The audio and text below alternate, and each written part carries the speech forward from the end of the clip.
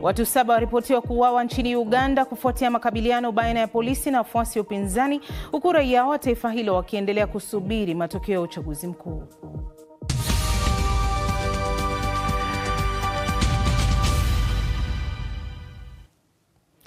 Karibu. Takriban watu 7 wameuawa katika makabiliano kati ya maafisa wa usalama na wafuasi wa upinzani nchini Uganda, kwa mujibu wa vyombo vya habari nchini humo.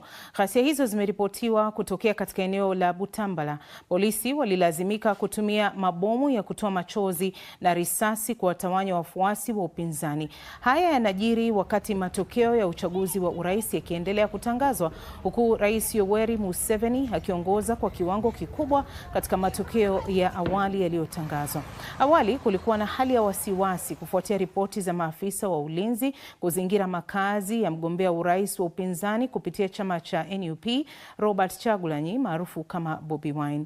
Huduma za interneti bado zimezimwa. Ili kufahamu zaidi kuhusu hali nchini humo kwa sasa, najiunga moja kwa moja kwa njia ya simu na mtangazaji kinara wa Dira ya Dunia Roncliffe Odit akiwa Kampala, Uganda. Odit, unanipata? Naam, nakupata kwa njia nzuri kabisa Hamida Abubakar. Naam, tunafahamu nini zaidi kuhusu machafuko au ghasia hizo ambapo watu 7 kama tulivyozungumza awali wameuawa na polisi wamezungumzia hili? Naam, kama ulivyotaja, ni kweli kwamba katika eneo la Butambala ambalo ni nje ya mji mkuu Kampala kulikuwa na ghasia usiku wa jana. Ripoti za awali zinaonyesha kwamba wafuasi wa mgombea wa upinzani Mwanga Kivumbi ambaye ni mwanachama wa chama cha NUP na alikuwa anawania ubunge katika eneo hilo waliweza kukabiliwa na maafisa wa polisi. Sasa kumekuwa na ripoti kinzani kwa sababu Mwanga Kivumbi anasema kwamba maafisa wa polisi waliingia nyumbani kwake na kuanza kuwafiatulia risasi watu. Yeye mwenyewe ameripoti kwamba watu 10 waliuawa na wengine 4 baadaye, hesabu ikiwa watu 14. Lakini msemaji wa polisi Bwana Kituma amethibitisha kwamba watu waliouawa ni watu 7 katika tukio hilo la kusikitisha. Tukiangazia matokeo ya uchaguzi wa urais, awali yalionyesha kwamba Museveni anaongoza. Kwa sasa bado hali ni hiyo ama kuna mabadiliko yoyote, Odit? Hamida, mpaka sasa bado Rais Yoweri Kaguta Museveni wa chama tawala NRM anaendelea kuongoza akiwa na jumla ya kura milioni 6, kidogo tu ya milioni 6, ikiwakilisha 75% hivi ya kura zote zilizohesabiwa. Robert Kyagulanyi almaarufu Bobi Wine wa chama cha NUP ana kura kama milioni 1.7 hivi, 21% ya kura zote zilizohesabiwa. Anafuatwa na mgombea mwingine Nandala Mafabi, Mugisha Muntu, Frank Bulira, Robert Kasivante, Mubarak Munyagwa na Joseph Mabirizi, hao wakiwa na chini ya 1%. Sasa kufikia sasa ripoti ambayo imeripotiwa ni kwamba vituo vyote ni kama 50,000 hivi. Hesabu niliyopeana ni ya vituo 22,758. Kwa hivyo kwa jumla ni kwamba bado tuko angalau 50% hivi ya vituo vimesharipoti kura zilizopigwa. Sasa tutarajie matokeo rasmi lini, Odit? Kama kila kitu kitakwenda sawa, kwa sababu muda wa saa 4 usiku, muda mchache kutoka sasa, kutakuwa na matokeo mengine ambayo yatatangazwa tena katika kituo kikuu cha kujumuisha kura.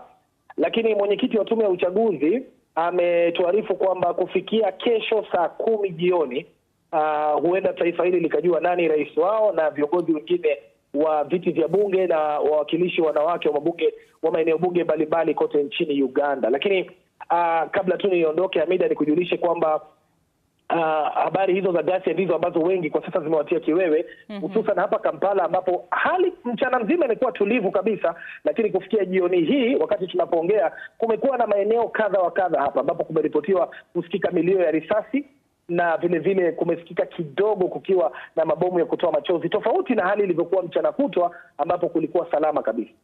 Na asante sana Roncliffe Odit, ni mtangazaji kinara wa Dira ya Dunia TV. Kama alivyozungumza naye, tumempata kwa njia ya simu. Inaonyesha bado kuna changamoto ya mtandao katika taifa hilo, na kama alivyoelezea, kura zinaendelea kuhesabiwa baada ya uchaguzi wa hapo jana. Katika matokeo yaliyotangazwa, tumesema Rais Yoweri Museveni anayewania urais anaendelea kuongoza akiwa na zaidi ya 75% ya kura, huku Robert Chagulanyi maarufu kama Bobi Wine akiwa wa pili kwa takriban 20% ya kura. Sasa mwandishi wa BBC Shuaib Ibrahim amekuwa katika kituo cha kutangaza matokeo jijini Kampala na kututumia taarifa ifuatayo. Tume ya uchaguzi hapa nchini Uganda imetangaza baadhi ya matokeo ya hivi karibuni ya uchaguzi mkuu wa urais uliofanyika siku ya jana. Kulingana na takwimu za tume hiyo, tayari imekwisha pokea na kuhesabu zaidi ya 59% ya kura zilizopigwa siku ya jana. Na kutokana na matokeo hayo, rais wa sasa Yoweri Museveni anaongoza akiwa na 75% ya kura zilizohesabiwa. Mpinzani wake mkuu Robert Chagulanyi Sentamu maarufu kama Bobi Wine yupo katika nafasi akiwa na 20% ya kura ambazo zimehesabiwa hadi kufikia sasa. Lakini kulingana na takwimu za tume hiyo, ni idadi chache tu ya wapiga kura ambayo ilijitokeza. Shuaib Ibrahim, BBC, Kampala. Na sasa tusalie katika swala hili na Leila Mohamed ana maelezo zaidi kuhusu mchakato mzima wa kutangaza matokeo ya uchaguzi nchini humo. Yoweri Tuhaburwa Kaguta Museveni NRM 14,232 votes, representing 61.7% of valid votes cast so far. Ni matokeo ya awali ya kinyang'anyiro cha urais nchini Uganda, ambapo rais wa sasa Yoweri Kaguta Museveni amechukua uongozi mkubwa dhidi ya mpinzani wake wa karibu, kinara wa chama cha NUP, mwanamuziki Robert Chagulanyi Sentamu almaarufu Bobi Wine. Mwenyekiti wa tume ya uchaguzi nchini Uganda EC Simon Byabakama akitoa taarifa mara kadhaa katika siku ya Ijumaa kuwajuza wapiga kura nchini humo jinsi shughuli ya kuhesabu kura na kujumuisha matokeo inavyoendelea. Mchana wa Ijumaa, tume ya uchaguzi nchini Uganda ilikuwa inaripoti kwamba Rais Museveni alikuwa anaongoza kwa zaidi ya 70% ya jumla ya kura zilizopigwa Alhamisi Januari 15. Na kufuatwa nyuma na mpinzani wake mkubwa Bobi Wine ambaye alikuwa na 20% ya jumla ya kura zilizopigwa. Wagombea wengine 6 walikuwa wana jumla ya kura zilizo chini ya 10% kila mmoja. Japo shughuli hiyo ilikumbwa na changamoto za hitilafu za kimitambo na kuchelewa kuanza, vyombo vya habari nchini humo viliripoti idadi ndogo ya waliojitokeza kushiriki kwenye uchaguzi huo mkuu. Tume ya uchaguzi imeeleza kuridhishwa na hali ya shughuli nzima siku ya uchaguzi na hata wakati wa kuhesabu kura. Tume imetambua na kuridhishwa na jinsi shughuli nzima ya kupiga kura ilivyotekelezwa kwa amani tena kote Uganda. Kwa mara nyingine tunawapongeza raia wa Uganda kwa kujitokeza kwa wingi kuwachagua viongozi wanaowataka na kwa kujituliza na kufanya shughuli kwa amani, na pia kutuelewa na kutustahamili kama tume ya kusimamia uchaguzi. Tume hiyo aidha iliongeza muda wa kupiga kura kwa saa moja katika baadhi ya vituo, ambapo mashine za kuwatambulisha wapiga kura waliosajiliwa zilipokuwa na hitilafu na kuwalazimu maafisa wa tume hiyo kutumia kitabu cha sajili ya wapiga kura kama inavyoongozwa kikatiba. Wagombea wakuu wawili kwenye kinyang'anyiro walalamikia hali hiyo ya hitilafu kutokea, japo vifaa hivyo viligharimu serikali ya Uganda hela nyingi.